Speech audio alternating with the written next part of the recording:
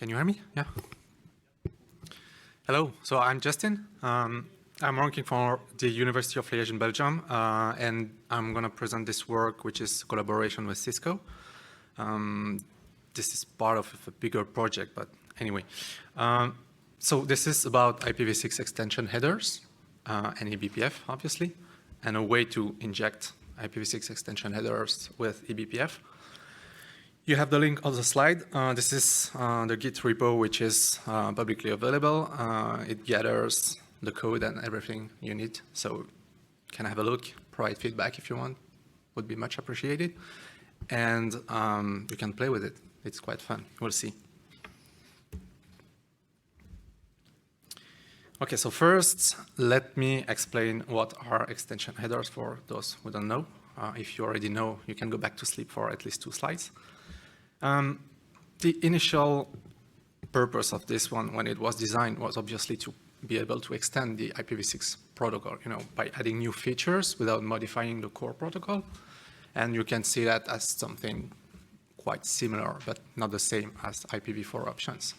And quite ironically, some extension headers are doing as good as IPv4 options, which is a little bit sad. There are a lot of discussions in the IETF about that, so we just talked about it right now. And there are some attempts and works to try to kind of rehabilitate some extension headers.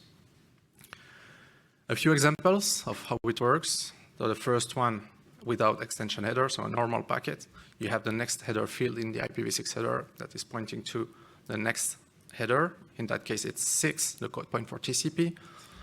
The next example below is with one extension header. Hopefully, each extension header has a next header field too, so you can have a chain. In that case, you see the next header field of the IPv6 header pointing to a routing header, which itself points to a TCP segment. And then you have the possibility to have multiple extension headers per packet, which is not that frequent, but can happen. So we have an IPv6 header pointing to a routing header, pointing to an authentication header, pointing to a TCP segment. So it's quite easy to understand. What is the list of the current extension header we have right now? So this is a screenshot from the IANA registry, so the official list of currently defined extension header.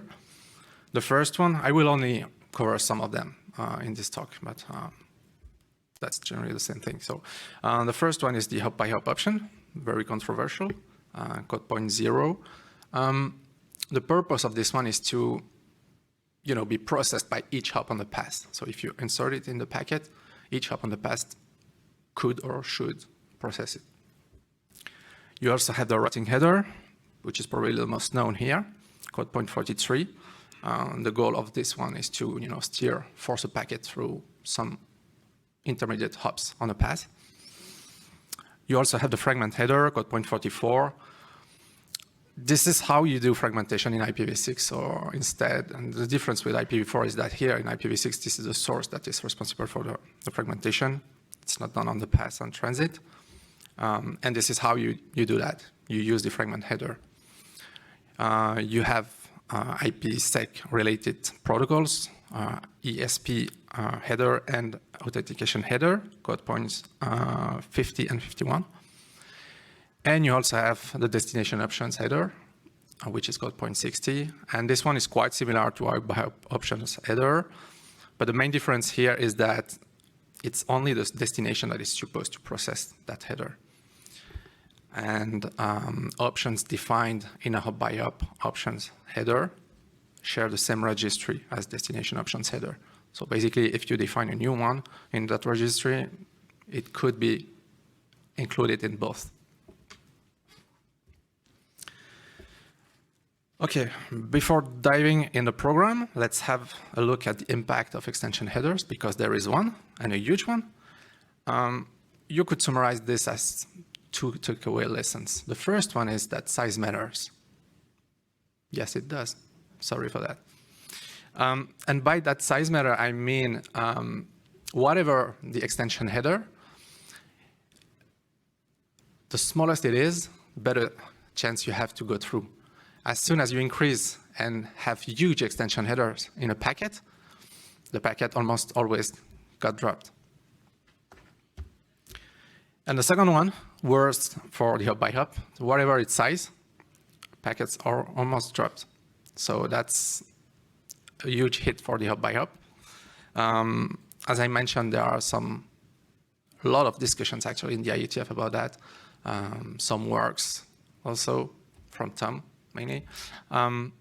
So if you have the chance to follow this discussion on mailing list, do that because it's quite funny sometimes. Right, for the program, the motivations. We had to make some measurements on the extension header, and we did it from the edge, which means that we rented some VMs, like a little bit more than 20, each from different cloud providers, all spread all over the world. And so there is a draft, by the way, at the IETF for that, so all statistics are gathered if you want to have a look. So we had the choice to, try to modify some tools like traceroute or whatever to include extension headers in the traffic.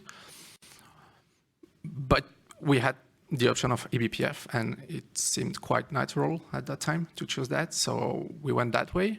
And at the end of the day, we do think that it could be really useful, this tool, for others too, not only for measurements, but actually for whatever reasons. If you are an operator and you want to test new services with extension headers, you could do that prior to deploying the service and figures out that, oh, it doesn't work, right?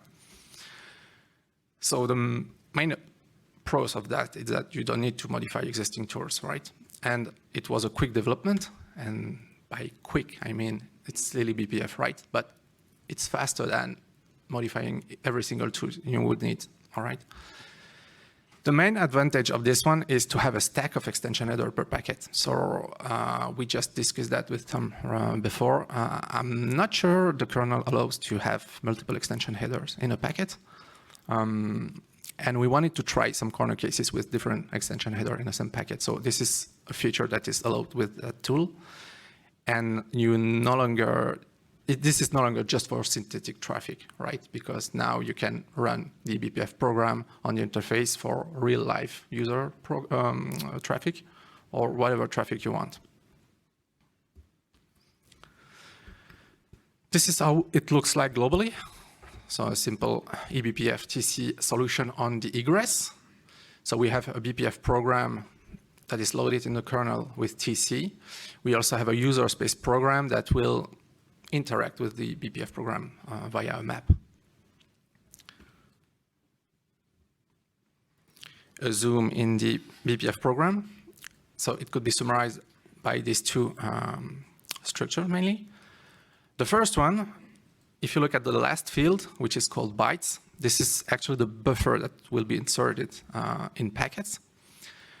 The field right above bytes len is actually the number of bytes, the current number of bytes in that buffer that should be inserted. And the two other fields on top are just to, once you got the insertion done in the packet, it's just to be able to complete the chain.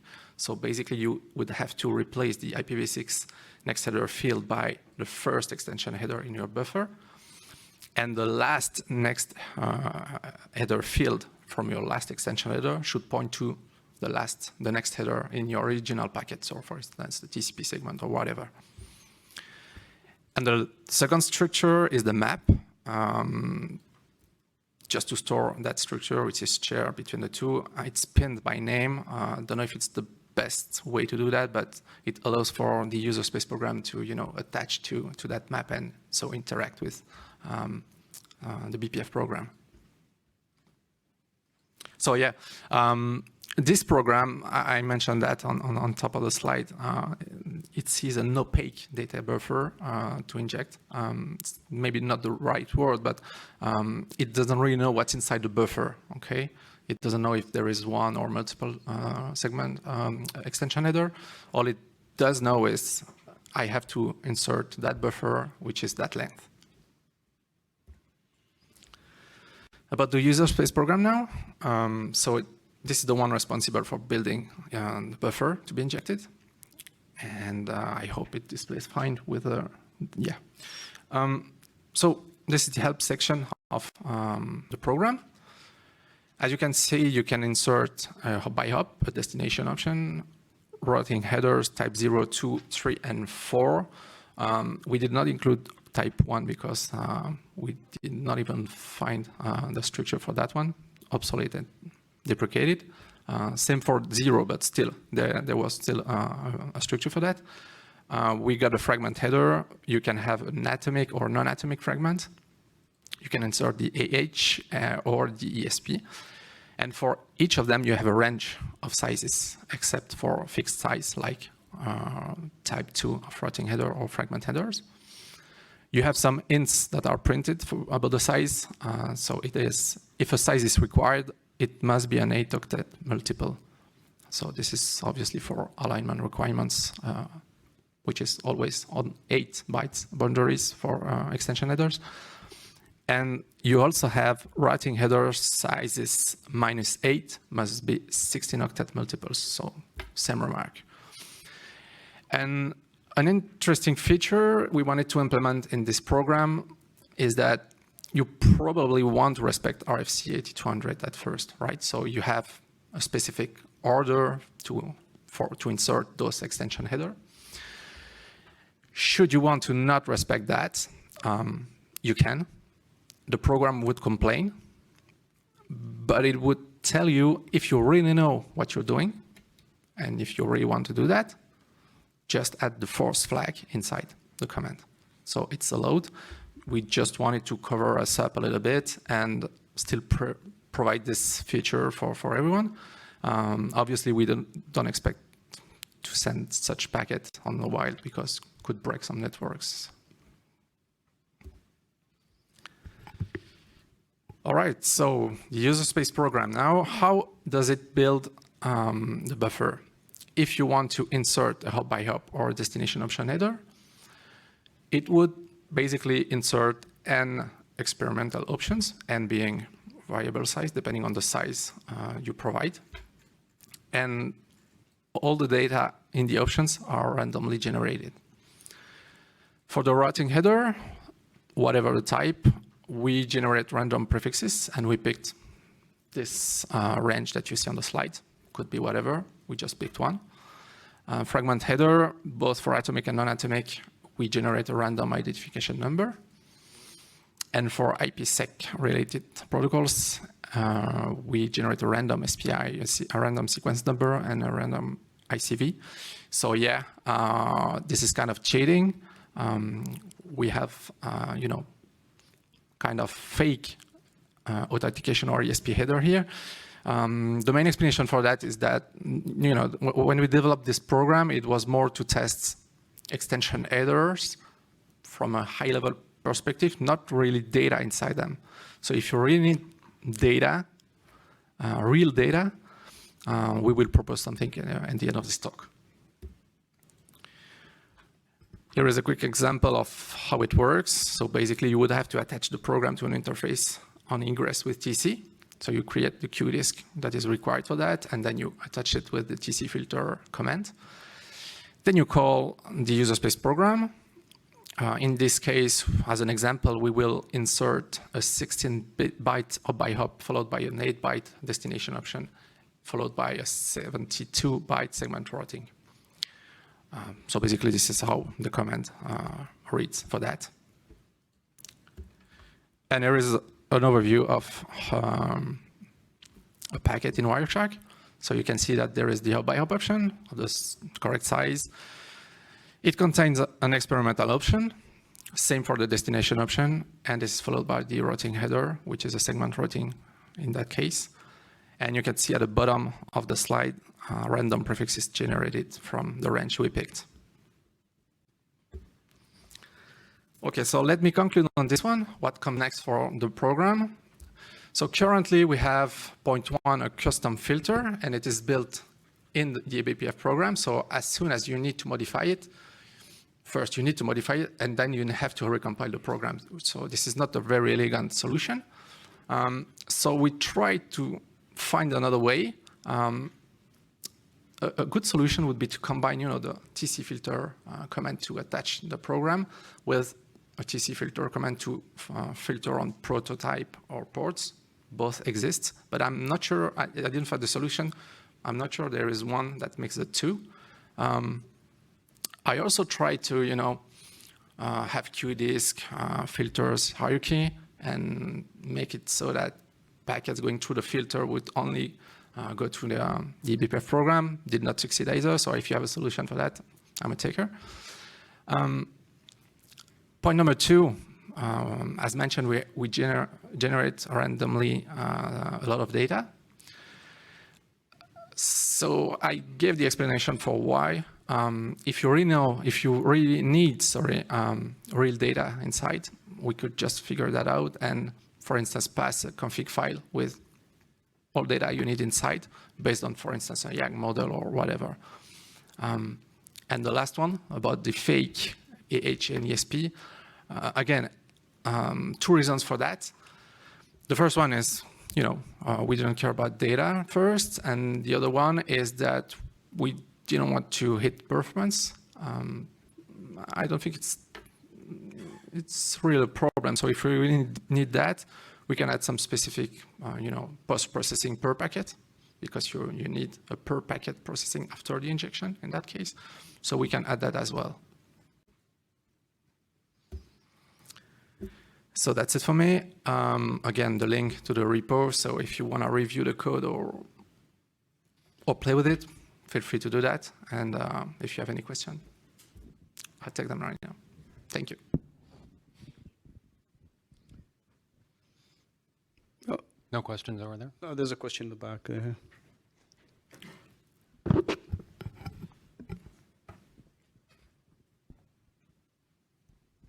Hi. It's not a question, it's a suggestion, maybe a solution for your point one on the previous slide. Project Calico has a library that can turn TCP DOM expressions into a eBPF program, so you can chain it that way. We use it also for filtering that way. Awesome. Thank you very much. I guess I'm going to... Oh, sorry, Tom, go ahead. Oh, I do a question. So there is a downside to inserting extension headers in flight, and that's that the packet size increases. So there's two problems with that. One is probably the easier one. How do you avoid exceeding the interface MTU when you do that? So assuming somewhere we're checking for it. I was expecting to do that, but finally I did not do that. So you can just have a check, as you mentioned. There is a function for that, I think. Right now, it's just going to avoid the injection. Okay, so I guess in the long run, if we wanted this to be deployable, we'd probably have to figure out how to make sure the kernel thinks the interface MTU is actually less than what it is, and maybe there's multiple network interfaces stacked or something like that. So I think that's fixable. The other one is probably the more insidious problem, which has to do with path MTU. And the problem is the way IPv6 works is if the application sends 1280 bytes, the minimum path MTU, it's supposed to be guaranteed that that packet will not be dropped because of packet too big.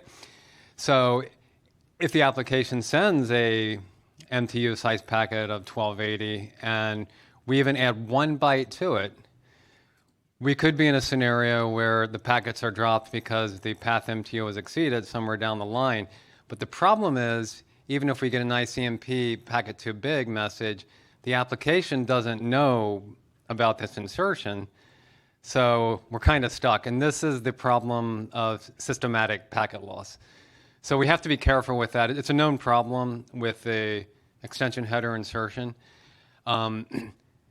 So there is a little bit of work. I did something called EH attribution, And the segment routing guys, we talked a little bit about that, but they want this too.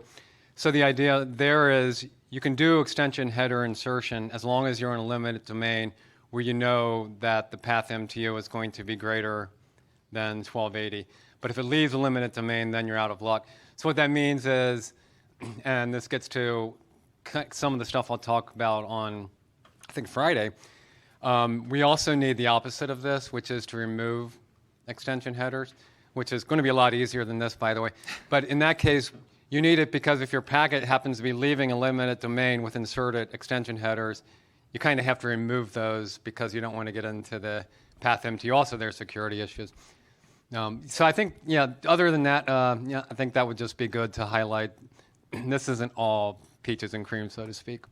Yeah, you're totally correct. Actually, it's more like a testing program right now. So obviously, it would need some modifications, and some points are. I mean, you cannot overcome this. So so I'm an advocate of turning this into something in production quality. yeah, that's just that would be great. Yeah.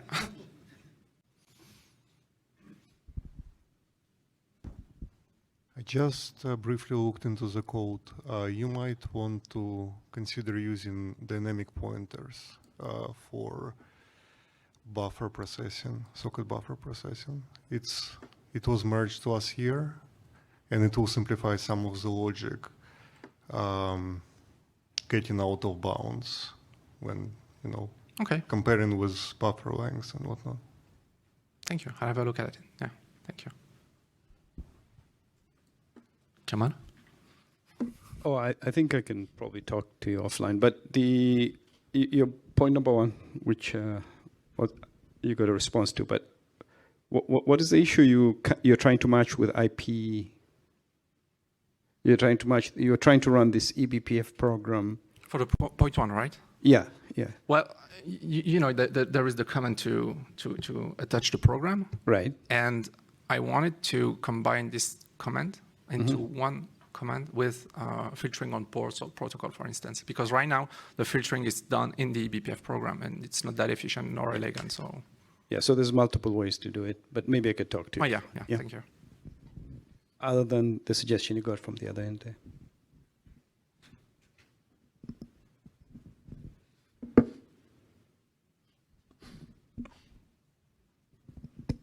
Okay, if there's no more questions, let's give a round of applause, please. Thank you.